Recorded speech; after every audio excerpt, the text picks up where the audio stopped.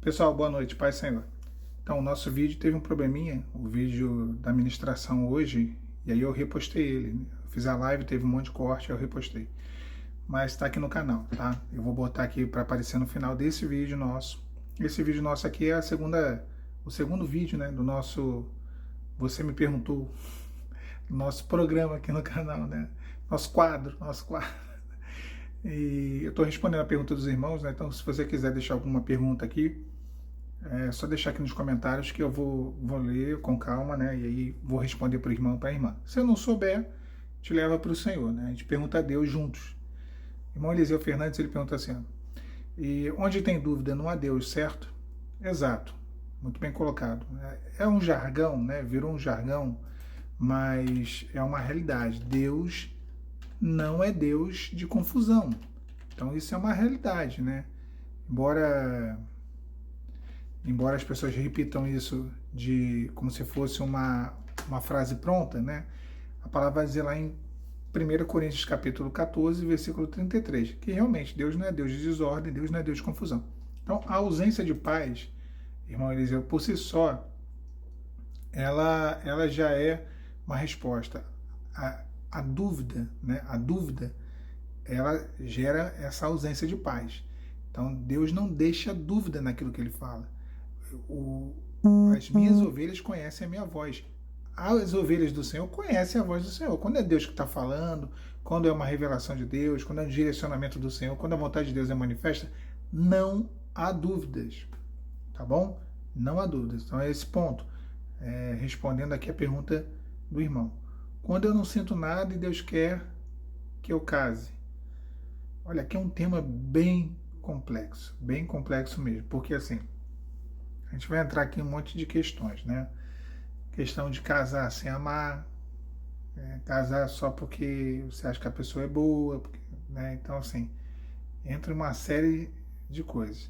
E aí, a gente também entra na questão de Deus quer que eu case. O irmão está dizendo, vai ser assim essa interação nossa. Eu vou ler e vou raciocinando aqui, que eu estou lendo agora. Já tinha visto, mas estou lendo agora com vocês. Então, olha só, Deus quer que eu case. Será que é Deus mesmo que quer que você case? A vontade de Deus é boa, perfeita e agradável. A vontade de Deus não é desagradável. Então, a gente já começa por aí. Um grande problema que a gente tem é que Deus uniu o homem não pode separar. Não é nem o versículo, não. Que Deus uniu que não separe o homem. Mas a pergunta é, o que Deus uniu? Então, muita calma. Eu acho que isso aqui está batendo com a pergunta, né? A pergunta aqui do user, né? Que está sem nome o usuário. Está batendo com a questão do Eliseu. Tem dúvida, né? Tem dúvida. Será que é Deus? Quando as coisas são de Deus, há muita clareza, tá bom? Esse negócio de, eu entendi, mas não entendi tanto, ficou claro, mas não ficou tão claro, Deus me deu um sonho, eu via um pé de laranja. O que significa? O que Deus vai te mostrar um pé de laranja? Então Deus, ele não é Deus de confusão, Deus não é, ele vai ficar criando, sabe, segredinhos e tal. Pera lá, né, irmãos? É uma coisa muito séria, Deus não vai te colocar numa furada. Deixa eu seguir aqui os questionamentos dos irmãos. Teve um questionamento bem interessante aqui. Tá. Aí a gente sai do assunto completamente, a gente vai para um outro assunto, né? O reservado, nome do perfil, está escrito assim, boa noite. O anticristo sabe que ele é o anticristo? Bom, eu acho que em algum momento ele vai perceber que ele é sim, sabe? Eu acho que em algum momento ele vai entender sim. Claro que ali no início, né, nas fases iniciais da vida, adolescência, juventude, talvez seja algo imperceptível, não tenha eu não creio que tenha essa percepção. Agora, a gente tem que tomar um cuidado para também não glamorizar demais, né? Essa questão do escatológica, do anticristo e tudo mais. Olha, é um assunto, a gente não tem que ficar entrando muito nessa questão, porque, olha, o que importa para nós é que Jesus voltará e a gente quer ir para o céu. O que vai acontecer depois, meu irmão? Se vai ser o cunhado do Trump, né? o Jared Kushner, né? Se vai ser... Toda vez que surge alguém fala, esse é o anticristo, né? Eu lembro quando Barack Obama ganhou as eleições nos Estados Unidos, o que tinha de crente falando que ele era o anticristo aqui no Brasil, não está no gibi. Esse Jared, ele tem o seguinte, né? Jared Kushner, que é o genro do Donald Trump.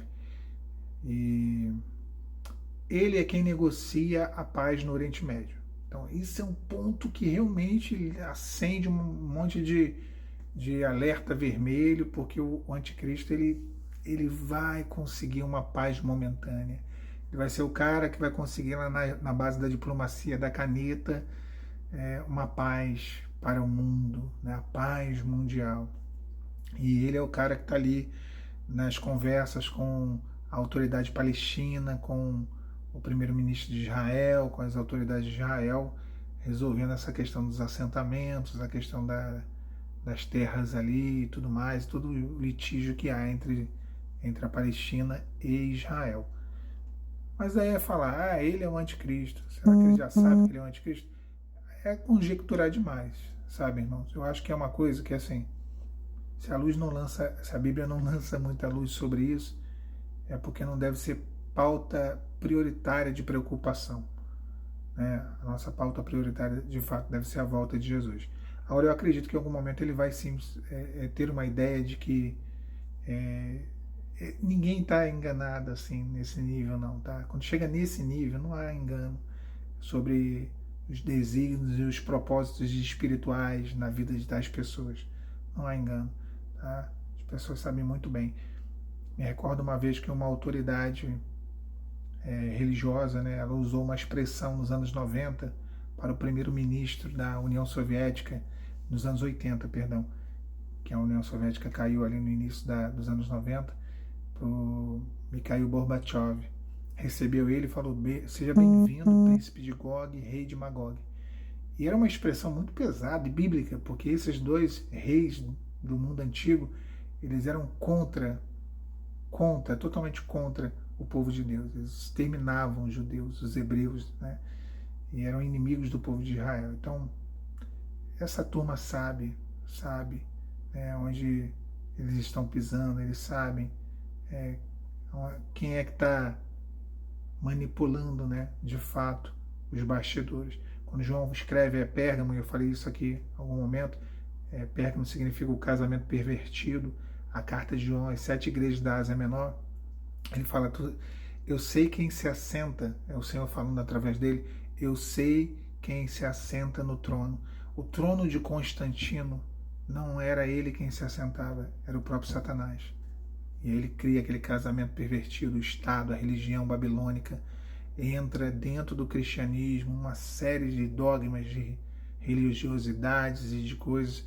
Então, assim, eu acredito que em algum momento, sim, ele vai ter ciência, essa figura do anticristo, de que ele tem um propósito dentro do contexto escatológico, histórico, né, acerca de um desenho dentro do período da tribulação e da grande tribulação, dentro de um desenho, acerca de um mapa ali, um cronograma, que é o fim dos tempos, e Deus estabeleceu tudo isso, tá bom? Não sei se eu respondi ou gerei mais dúvidas.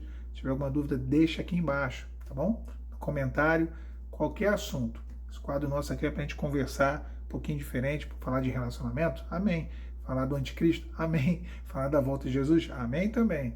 Quer falar do que? Do The King, The Power is Off? Vamos falar também. Amém, irmãos? Estamos juntos nessa jornada. Paz, Senhor. Tchau, tchau.